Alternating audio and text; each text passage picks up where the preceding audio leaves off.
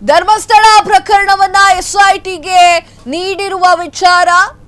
ಹುಬ್ಬಳ್ಳಿಯಲ್ಲಿ ಪ್ರಮೋದ್ ಮುತಾಲಿಕ್ ಪ್ರತಿಕ್ರಿಯೆ. ಧರ್ಮಸ್ಥಳದಲ್ಲಿ ಕ್ರೌರ್ಯ ಮೆರೆಯುವವರ ಮೇಲೆ ಕ್ರಮ ಕೈಗೊಳ್ಳಬೇಕು.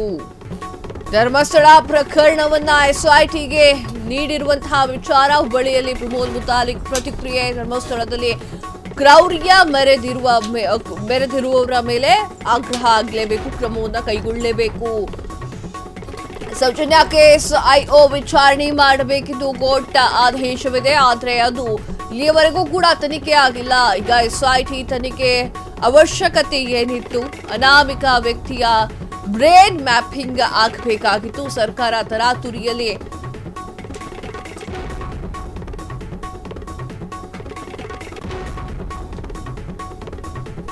ಎಸ್ಐಟಿ ರಚನೆಯನ್ನ ಮಾಡಿದೆ.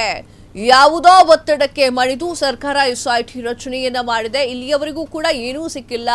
ಅನಾಮಿಕರ ಒದ್ದು ಒಳಗಡೆ ಹಾಕಬೇಕು. ಶ್ರೀರಾಮ ಸೇನೆಯ ಮುಖ್ಯಸ್ಥ ಪ್ರಮೋದ್ ಮುತಾಲಿಕ್ ಅವರ ಮಾತು ಇದಾಗಿತ್ತು. ಎಸ್, ಪ್ರಮೋದ್ ಮುತಾಲಿಕ್ ಅವರು ಮೊದಲಿಂದನೂ ಇದನ್ನೇ ಹೇಳ್ತಾ ಬಂದಿದ್ದಾರೆ. ಸಾಕಷ್ಟು ವಿಚಾರಗಳನ್ನ ಅವ್ರು ಮಾತನಾಡಿದ್ದಾರೆ. ಏನ್ ಹೇಳಿದ್ರು ನೋಡ್ಕೊಂಬರೋಣ ಬನ್ನಿ.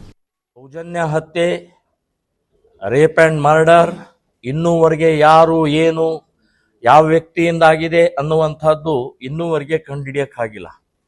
ಸೊ ಯಾರನ್ನೋ ಒಬ್ಬ ವ್ಯಕ್ತಿನ ಇವನೇ ಅಂತ ಹೇಳಿ ಮಾಡಿ ಅವನನ್ನು 6 ವರ್ಷ ಜೈಲಿನಲ್ಲಿಟ್ಟು ಕೋರ್ಟ್ ಹೇಳ್ತು ಇವನಲ್ಲ, ಇವನ ವೀರ್ಯ ಅಲ್ಲಿ ಮ್ಯಾಚ್ ಆಗ್ತಾ ಇಲ್ಲ, ಇವನಿಗೆ ಯಾವುದೇ ರೀತಿಯ ಅಲ್ಲಿ ಮರ್ಡರ್ಗೆ ಮತ್ತು ಆ ರೇಪಿಗೆ ಸಂಬಂಧ ಇಲ್ಲ ಅಂತನ್ನುವಂಥದ್ದು ಕೋರ್ಟ್ ಆರ್ಡರ್ ಮಾಡಿದೆ.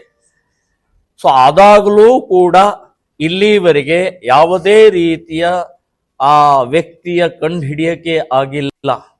ನಾನು ಹೇಳೋದು ಕಂಡುಹಿಡಿಬೇಕು. ಯಾರು ಆ ರೀತಿಯ ಕ್ರೌರ್ಯ ಮೆರೆದಿದ್ದಾರೆ, ಅತ್ಯಂತ ಕ್ರೌರ್ಯ ಮೆರೆದಿದ್ದಾರೆ. ಸೊ ಆ ಎಳೆ ಹುಡುಗಿ, ಸೆಕೆಂಡ್ ಇಯರ್ PUC ಓದ್ತಾ ಇರುವಂತಹ ಹುಡುಗಿ, ಇವತ್ತು ಅವಳ ಬರ್ಬರ ಹತ್ಯೆ ಆಗಿದೆ. ಆ ಹೋರಾಟಗಾರ ಯಾರ್ಯಾರು ಹೋರಾಟ ಮಾಡ್ತಾ ಇದ್ರಿ, ಈಗಾಗಲೇ ನಾನು ಸಪೋರ್ಟ್ ಅನ್ನು ಕೊಟ್ಟಿದ್ದೀನಿ, ಹೋಗಿಯೂ ಬಂದಿದ್ದೀನಿ, ಈಗಲೂ ಹೇಳ್ತಾ ಇದ್ದೀನಿ, ಅವ್ರಿಗೆಲ್ಲ ಸಂಪೂರ್ಣವಾಗಿ ಬೆಂಬಲವನ್ನು ಸೂಚಿಸ್ತಾ ಇದ್ದೀನಿ. ಇದರ ಜೊತೆಗೆ ನಾನು ಹೇಳ್ತಾ ಇದ್ದೀನಿ, ಕೋರ್ಟ್ ಒಂದು ಆರ್ಡರ್ ಮಾಡಿದೆ. ಇನ್ವೆಸ್ಟಿಗೇಷನ್ ಆಫೀಸರ್ ಯಾರಿದ್ರು ಅವನ ಬಗ್ಗೆ ತನಿಖೆ ಆಗಬೇಕು, FSL ಇನ್ನೊಮ್ಮೆ ಆಗಬೇಕು ಅಂತನ್ನುವಂತ ಹೇಳಿದ್ರೆ, ಇನ್ನೂವರೆಗೆ ಆ IO ಯಾರಿದ್ದಾರೆ SIT ನೇಮಕ ಆಗಿದೆ. ನಾನು ಹೇಳೋದು SIT ನೇಮಕ ಮಾಡೋ ಅವಶ್ಯಕತೆ ಇತ್ತ? ಒಬ್ಬ ವ್ಯಕ್ತಿ ಬಂದು 100 ಹೆಣಗಳನ್ನು ನಾನು ಇಲ್ಲಿ ಹೂತಿದ್ದೀನಿ ಅಂತ ಹೇಳುವಂತಹ ಒಬ್ಬ ವ್ಯಕ್ತಿ ಬಂದು ಕೈಯಲ್ಲಿ ಬುರುಡೆ ಹಿಡ್ಕೊಂಡ್ ಬರ್ತಾನ. ಪೊಲೀಸ್ ಸ್ಟೇಷನ್ ಕೈಯಲ್ಲಿ ಬುರುಡೆ ಹಿಡ್ಕೊಂಡ್ ಬರ್ತಾನೆ.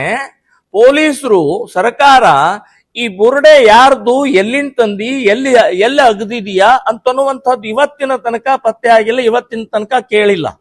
ಎಲ್ಲಿಂದ ತಗೊಂಬಂದೆ ಅವನು? ನಿಮ್ಮ ಮನೆಯನ್ನು ತಗೊಂಬಂದಿದ್ಯಾ ಅಥವಾ ಆ ಭಾಗದಲ್ಲಿ ಎಲ್ಲಾದ್ರೂ ನೀನು ಅಗದು ಆ ಒಂದು ಬುರುಡೆ ತಂದಿದ್ಯಾ ಅನ್ನೋದು ಕೇಳಬೇಕಲ್ಲ.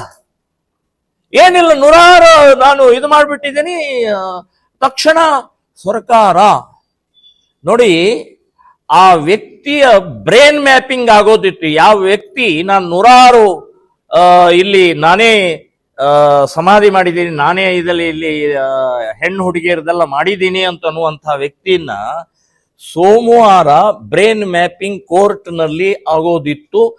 ರವಿವಾರ ಒಂದು ದಿನ ಮುಂಚೆನೆ ಸರ್ಕಾರ ತರಾತುರಿಯಲ್ಲಿ ಘೋಷಣೆ ಮಾಡುತ್ತೆ SIT ಇಂದ ತನಿಖೆ ಆಗ್ಬೇಕು ಅಂತ. SIT ಶನಿವಾರ ಮಾನ್ಯ ಮುಖ್ಯಮಂತ್ರಿಗಳ ಒಂದು ವಕ್ತವ್ಯ ಕೊಡ್ತಾರೆ. ಯಾರೋ ಹೇಳಿದ್ರು ತಕ್ಷಣ ನಾವು SIT ನೇಮಕ ಮಾಡಕ್ಕಾಗತ್ತೇನ್ರಿ, ನಮ್ಮ ಪೊಲೀಸರ ಮೇಲೆ ವಿಶ್ವಾಸ ಇದೆ ನನಗೆ, ಸೊ ಪೊಲೀಸರು ತನಿಖೆ ಮಾಡ್ಲಿ ಅಂತ ಹೇಳಿ ಶನಿವಾರ ಹೇಳಿದ್ದಾರೆ. ರವಿವಾರ ಯಾರ ಒತ್ತಡನೋ ಅಥವಾ ಏನು ಅಂತನ್ನುವಂಥದ್ದು ಆ ಮಾನ್ಯ ಮುಖ್ಯಮಂತ್ರಿಗಳೇ ಹೇಳಬೇಕು. ಇಮ್ಮಿಡಿಯೇಟ್ SIT ಡಿಕ್ಲೇರ್ ಆಗತ್ತೆ. ಸೋಮವಾರ ಬ್ರೈನ್ ಮ್ಯಾಪಿಂಗ್ ಆಗೋದಿರುತ್ತೆ ಕೋರ್ಟ್ ನಲ್ಲಿ. SIT ನೇಮಕ ಅಂದ್ಕೊಳ್ಳೆ ಕೋರ್ಟ್ ಸೈಲೆಂಟ್ ಆಗಿಬಿಡುತ್ತೆ. ಯಾಕಿದು ಇದೆಲ್ಲ ಸಂಶಯ ಬರುವಂಗೆ ಯಾಕೆ?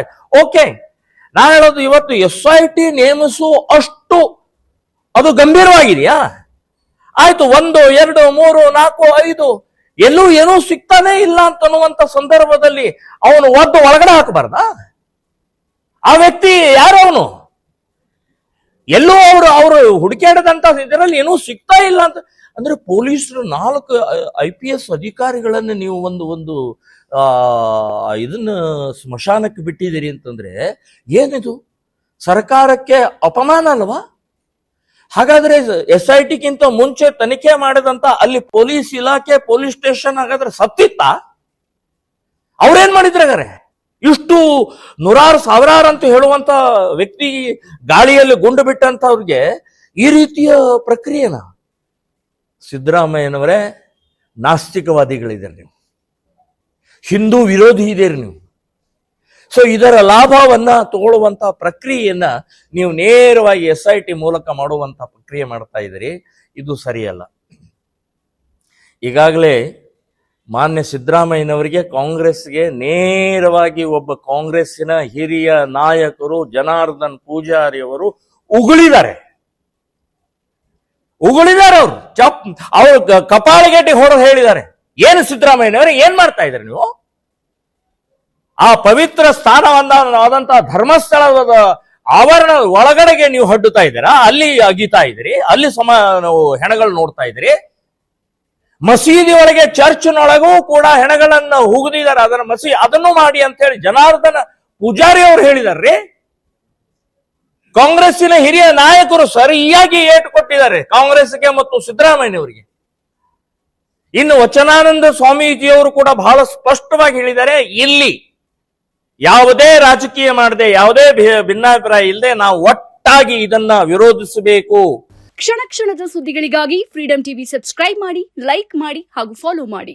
ಹೊಸ ಸುದ್ದಿಗಳ ನೋಟಿಫಿಕೇಶನ್ಗಾಗಿ ಬೆಲ್ ಐಕಾನ್ ಮೇಲೆ ಕ್ಲಿಕ್ ಮಾಡಿ.